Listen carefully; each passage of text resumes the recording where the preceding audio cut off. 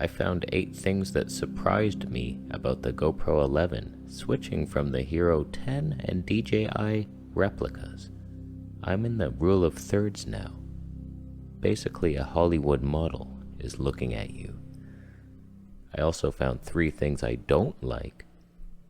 Uh-oh. All I want is the perfect camera. All I want is the perfect camera. So we're on the GoPro 11 in hyperview, so I can get close to the camera for the best audio ever made. Oh, there's a microphone hidden out of shot. You would never guess where it is.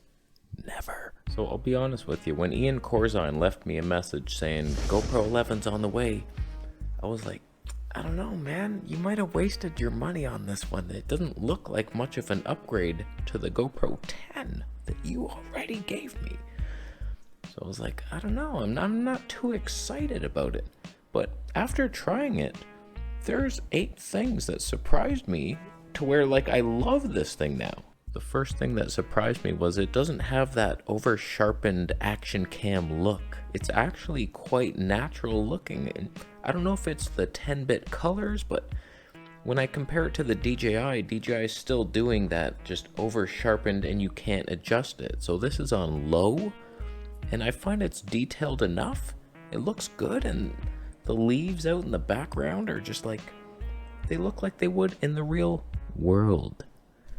It's not cheap looking anymore, and that's the most fun thing. The second thing, and this is a totally separate thing, is the color science. At first, I was like, I'm not sure that that's an improvement over the GoPro 10. It's worse than the DJI for sure. But I tell you, there's moments where it just looks beautiful. Beautiful Canon colors in a GoPro. It's just, we'll get to the flaw of the color science. I will not ruin it. I like the color science because it's flattering to my face. I just want to look beautiful, and I've now achieved that on a GoPro 11. In the studio, by the way. So it's studio cam and a vlogging cam.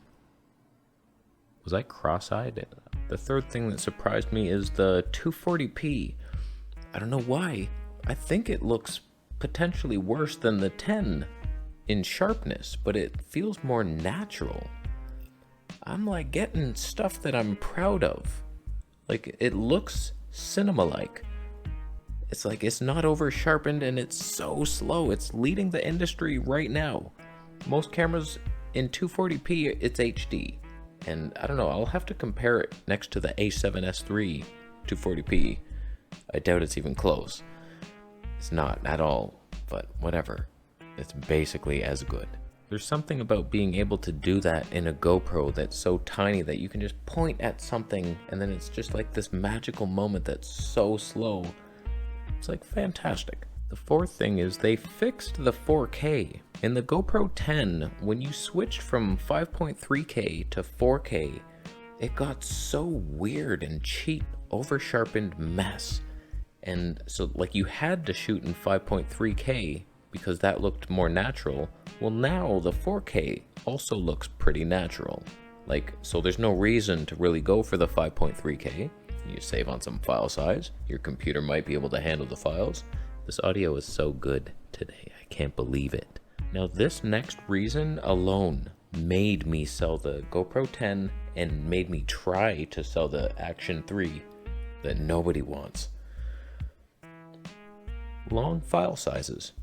That's not even a sentence. You can record unlimited, I think. It just goes forever and it's one file. It was so annoying before in the GoPro. It's like you record one clip, it's split up into 8 files and they're all named weird. It's like GX1001 and then the next one is 201 instead of adding the higher number at the end so they don't show up in order and you're just confused and bewildered. That's fixed. Nobody else is fixing it. Sony used to do it, the X3000, just one file. Point is, it makes a much better experience in post-processing technology. I have a good time, just one audio edit, and then boom, and then I'm going. I'm just editing the video, and it's fun. One thing that didn't seem to work on the GoPro 10 was I can now plug a USB-C into my audio adapter and transfer the files over. I don't know why I couldn't do that before, but now it does. It transfers fairly quick. I doubt it's that quick, but it works. And I might even be able to charge it through that, which means I don't have to remove this, take the door off, and then like get an SD card out. I hate those little micro SD cards. They suck.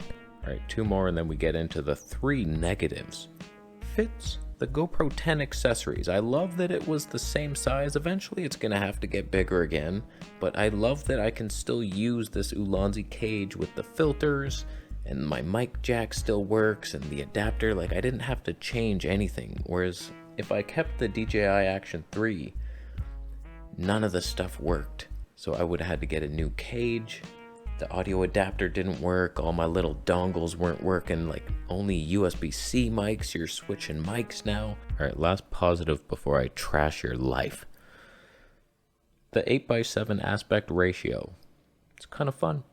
It's growing on me. I like it for the vertical vlogs, just little moments. I doubt you're gonna do entire videos like that. I know it's not meant for that. You're supposed to squeeze it out and then like reframe. I get it. That's dumb. It's actually kind of fun, and it's 8:7 square bullshit, and it's really tall, and you gotta learn new ways of framing your shot. And it's kind of cool. It's kind of fun, and it looks good. Like a full sensor. I like it. It's like full frame. Basically, it says it in the menu. That's the funny part. It says full frame. It's like, yeah, the full frame of your size. This big. She said that to me once. I denied it. That brings us to the first con. Hyperview is very distorted. It does not look right in any shape or form. It's the worst mode.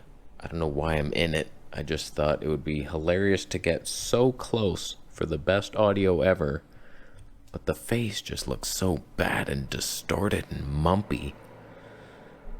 It never looks good. Like, who would ever, even on a mountain bike, I get this is not for vlogging, but like you're seeing the world, it ain't right. It's, you'll throw up or die.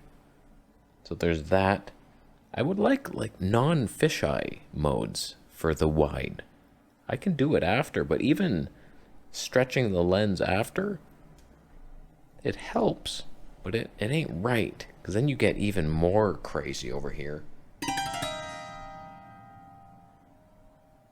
Who could love me? Not a lot of people, but I still find happiness in the crumbs of life. One really annoying thing that I don't think was in the Hero 10, when you want to switch modes, it's so weird. Say I was in 2.7K 240p. I want to switch it into Super View. I press it, it tells me you can't do that. And then it kicks me out of 240 frames per second. It prioritized Super View at all costs. And now I'm in 2.7K 120p. It's like, no. It's so annoying. There's menu quirks in every system. The biggest pet peeve I have is when you go to a menu, something's grayed out, and you're like, why? And they don't tell you. But this kicked me out of the mode I love the most. For a Super View, so you can't do it. Only wide. It'd be nice to be able to use all your stuff in all things. I want 4K 120p in 10-bit. I can't do it. 4K 120p in 10-bit and Super View. Can't do that. Hyperview. No. My last complaint is the auto white balance technology. I guess all cameras kind of suffer with this. When you're outside, it's sunny and cloudy. You go into the shade at some point, things get super cool. Your sweater turns from black to blue, maybe red later on. I don't love that, but like when the color science and white balance is accurate and good, this looks very nice, and I really like it. And then you get into the shade and it's like, damn you, that looks so bad.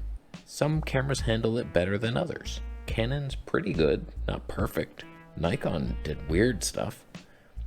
DJI handled it better than this, but DJI has so many deal-breaking flaws that you're stuck with this. One annoying thing I just remembered that I didn't write down, when I'm doing side-by-side comparisons, this GoPro stay, for some reason, it's like delayed and it'll catch up and I'll be floating like this. And so like it's hard to line up a shot perfectly side by side because sometimes I'll be out here. It's like, okay, you just move that and it's drifting and doing all kinds of weird stuff. Don't drift on my time.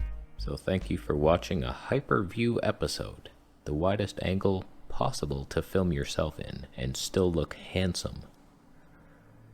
The audio was brought to you by a Rode Video Micro from 1974, plugged right into the camera. You believing that right now? You weren't. It's down here. I like this. Don't forget to subscribe. You're gonna wanna see what I have coming next. Am I still in the shot? I don't see why I wouldn't be. Camera Conspiracies t-shirts are available.